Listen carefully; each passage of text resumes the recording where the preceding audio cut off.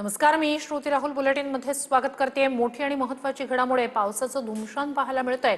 मुंबई उपनगर, ठाणे आणि पालघरसाठी पुढच्या तासाभरासाठी पावसाचा रेड अलर्ट जारी करण्यात आलेला आहे। तर रायगड आणि रत्नागिरीला सुद्धा रेड अलर्ट देण्यात आलाय। हवामान विभागानं हा रेड अलर्ट जारी केलाय।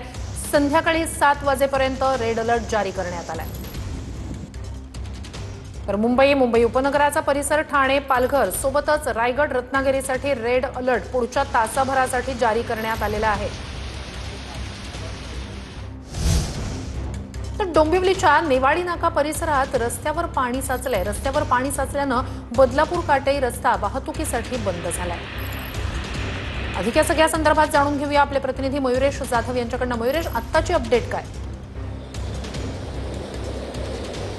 नक्कीच श्रुती, आपण जर बघितलं सकाळपासूनच मुंबई शहर असेल, मुंबई उपनगर किंवा ठाणे जिल्ह्यामध्ये मुसळधार पाऊस पडत आहेत आणि त्याचा फटका ठिकठिकाणी पाणी साचल्याने वाहन चालक असतील किंवा नागरिक यांना पडलेले आहेत। तर दुसरीकडे हवामान विभागाने पुढील काही तास रेड अलर्ट जारी केला आहे। रायगड असेल, रत्नागिरी असेल, मुंबई असेल किंवा रत्नागिरी या ठिकाणी रेड अलर्ट जारी केला। तर ठाणे जिल्ह्याला देखील पुढील काही तासांसाठी हा रेड अलर्ट जारी केला आहे। म्हणजे पुढच्या काही तासांमध्ये अति मुसळधार पाऊस पडण्याची शक्यता वर्तवली जात आहे। सध्या मी डोंबिवलीहून काटेई नाका आहे, काटेई नाकाहून बदलापूरकडे जाणारा जो मुख्य रस्ता आहे नेवाली नाका, त्या ठिकाणी जर आपण बघितलं तर मोठ्या प्रमाणात रस्त्यावर पाणी साचले आणि त्यामुळे जे वाहन चालक आहेत, जे वाहनधारक आहेत, त्यांना नाहक त्रास सहन करावा लागत आहे। कारण की पावसाचा जोर जर असाच राहिला तर अनेक भागांमध्ये देखील मोठ्या प्रमाणात पाणी शिरू शकतं। मात्र रस्ता हा संपूर्ण जलमय झाल्याने वाहतूक देखील ठप्प झालेली आहे। वाहतूक विभाग असतील ते देखील घटनास्थळी दाखल झालेले आहेत। पाण्याचा निचरा काढण्यासाठी वाहतूक पोलीस देखील पुढाकार घेत आहेत। मात्र मोठ्या प्रमाणात हा संपूर्ण रस्ता जर आपण पाहिला हा जलमय झालाय, तर आजूबाजूच्या दुकानामध्ये देखील मोठ्या प्रमाणात पाणी शिरलं आहे। त्यामुळे मोठं नुकसान देखील दुकानदाराचं होत आहे। तर पुढील काही तासांसाठी आता पावसाचा जोर हा वाढला जाणार आहे। रेड अलर्ट जारी केलेला आहे। त्यामुळे संध्याकाळच्या 7 वाजेपर्यंत अति मुसळधार पाऊस पडण्याची शक्यता हवामान विभागाकडून वर्तवली जात आहे। श्रुती, नक्कीच अपडेट्स घेत राहू। तुर्तास धन्यवाद तुम्ही दिलेल्या संपूर्ण माहितीसाठी। तर कल्याण पूर्वेतील अडवली ढोकाळी परिसरातील साई विहार संकुलाच्या तळमजल्यावर गुडघाभर पाणी साचलंय। नालेसफाई न झाल्यानं गटाराचं पाणी सोसायटीत 10 फ्लॅटमध्ये शिरलंय। फर्निचर आणि घरगुती वस्तूंचं यामुळे मोठं नुकसान झालंय। पावसाचा जोर कायम राहिला तर रात्रभरात पाणी कमरे इतकं होण्याची भीती आहे। आता किती घरामध्ये पाणी शिरलेलं आहे आणि बाहेरनं आतमध्ये येताना कशा परिस्थितीमध्ये यायला? आमच्या ग्राउंड फ्लोअरला 6 रूम आहेत। 6 रूम मध्येही पाणी शिरलेलं आहे। ए विंग मध्ये 6 रूम आहेत, बी विंग मध्ये 4 रूम आहेत। सगळ्यांच्या घरांमध्ये पाणी शिरलेलं आहे। तुम्ही कुठे राहतात आणि सध्या आपण पाहिलं तर तुमच्या इकडे काही लोकांच्या घरामध्ये काय नुकसान झालेलं आहे का? नुकसान झालंय ना, भरपाई धान्याची भरपाई हे झालेले आहे। अजून आमचे म्हणजे कपाट तर बाहेर फेकून दिले। आता काय करावं? तर नवी मुंबईतील शिरवणे गावातील भुयारी मार्गात पाणी भरलंय। वाहन चालकांना पाण्यातूनच वाट काढत प्रवास करावा लागतोय। तर नवी मुंबईच्या शिरवणे गावातला हा भुयारी मार्ग आहे। पूर्णपणे हा भुयारी मार्ग जलमय झालेला आहे आणि याच पाण्यातनं वाट काढत नागरिकांनाही पुढे जावं लागतंय।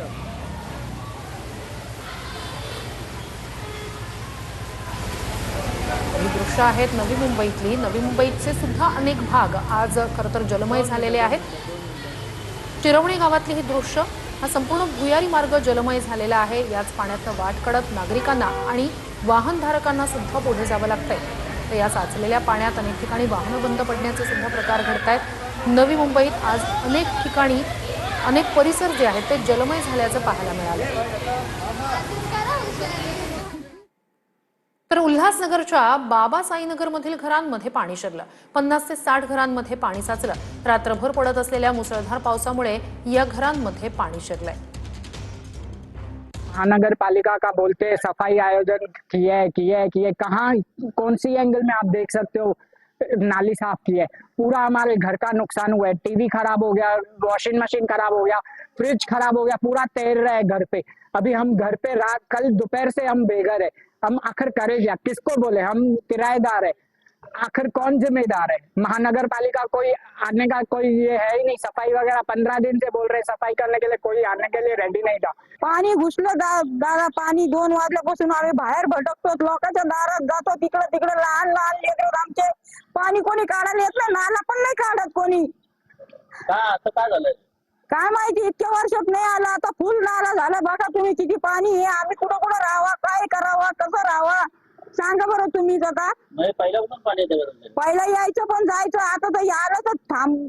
रात्रभर पाऊस आहे, आम्ही दुसऱ्याच्या मंदिरात जाऊन झोपलोत आम्ही.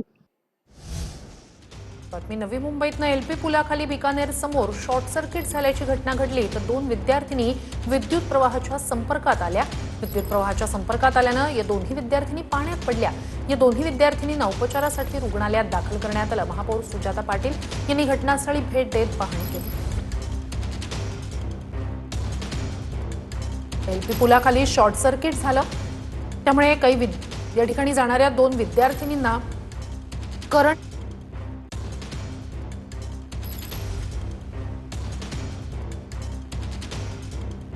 तर एलपी पुलाखाली शॉर्ट सर्किट झालेलं होतं आणि हा करंट पाण्यात उतरलेला होता. या ठिकाणाहून जाणाऱ्या 2 विद्यार्थिनींना शॉक लागला.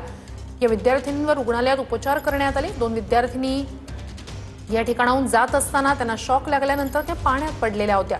या संपूर्ण प्रकरणी महापौर सुजाता पाटील यांनी सुद्धा घटनास्थळी पाहणी केलेली आहे.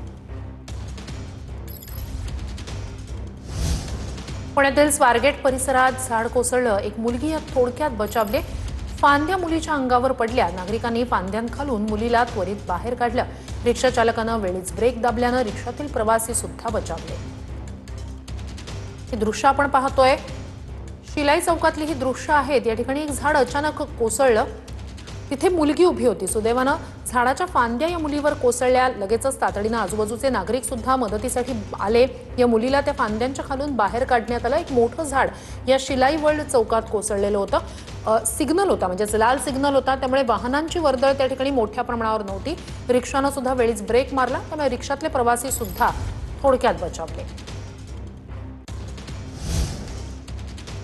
अंधेरीच्या मरोळमध्ये झाड कोसळलंय. मरोळ रोड जवळ एका गाडीवर हे झाड कोसळलं. सुदैवानं यात जीवितहानी झाली नाहीये. मात्र झाड कोसळल्यानं 2 ते 3 वाहनांचं नुकसान झालंय. अंधेरीच्या मरोळमध्ये झाड कोसळल्यानं 2 ते 3 वाहनांचं नुकसान झालेलं आहे.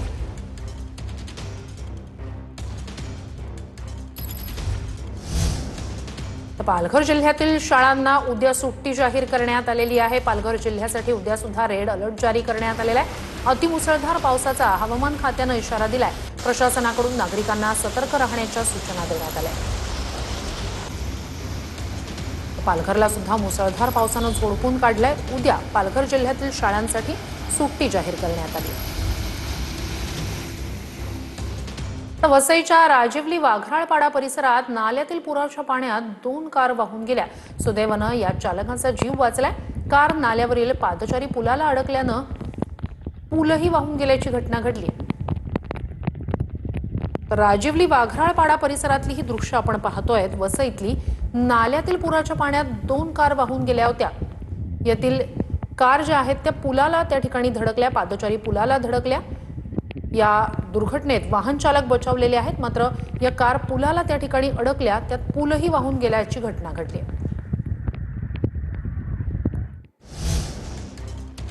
रत्नागिरी जिल्ह्यासाठी पुढील 3 तासांसाठी पावसाचा रेड अलर्ट जारी करण्यात आलाय.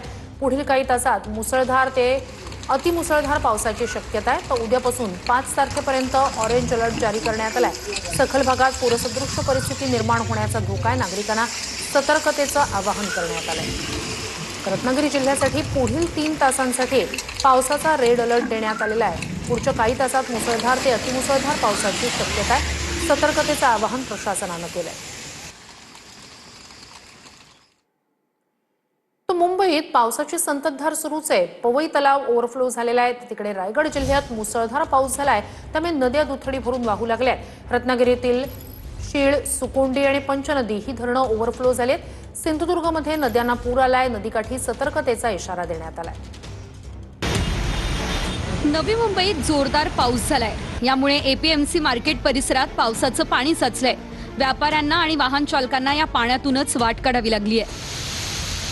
सायन पनवेल महामार्गावर पाणी साचल्यानं वाहतूक मंदावली. टोल नाका परिसरातही वाहतूक संथ गतीने पाहायला मिळाली.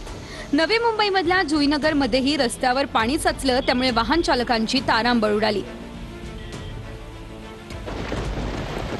मुसळधार पावसामुळे बदलापूर कटाई या रस्त्यावर पाणी साचलं, यामुळे वाहतूक काही काळासाठी बंद करावी लागली.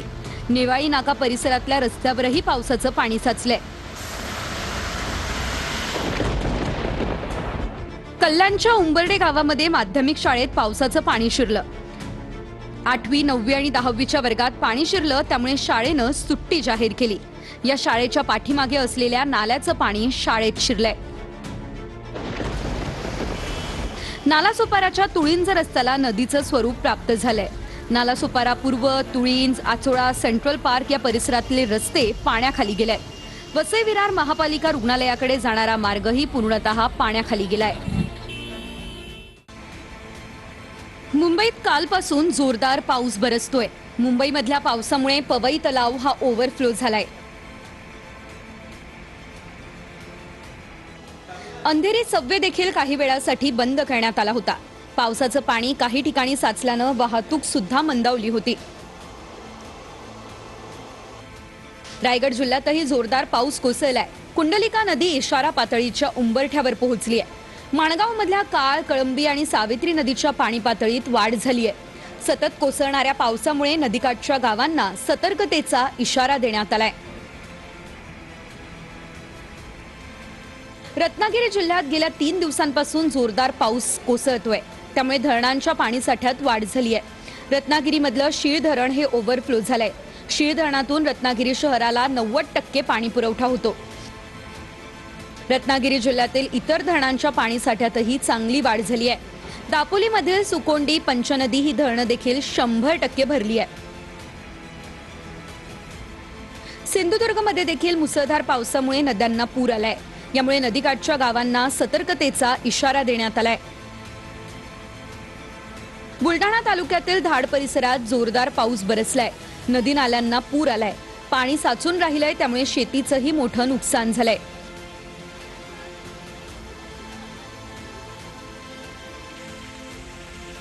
गोंदिया जिल्ह्यामध्ये मुसळधार पावसामुळे सखल भागात पाणी साचलंय.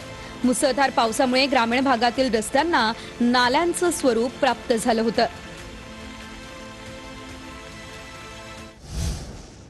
पालघर जिल्ह्यातील शाळांसाठी उद्या सुट्टी जाहीर करण्यात आली आहे. पालघर जिल्ह्याला उद्यासाठी सुद्धा रेड अलर्ट जारी करण्यात आलेला आहे. अतिमुसळधार पावसाचा इशारा हवामान खात्याकडून देण्यात आलाय. प्रशासनाकडून नागरिकांना सतर्कतेच्या सूचना देण्यात आल्या. याचा आढावा घेतला आमच्या प्रतिनिधींनी. पालघर जिल्ह्यामध्ये गेल्या रात्रभरापासून पावसाने जोरदार हजेरी लावली असल्याने अनेक सखल भागामध्ये पाणी देखील साचलेलं पाहायला मिळत आहे.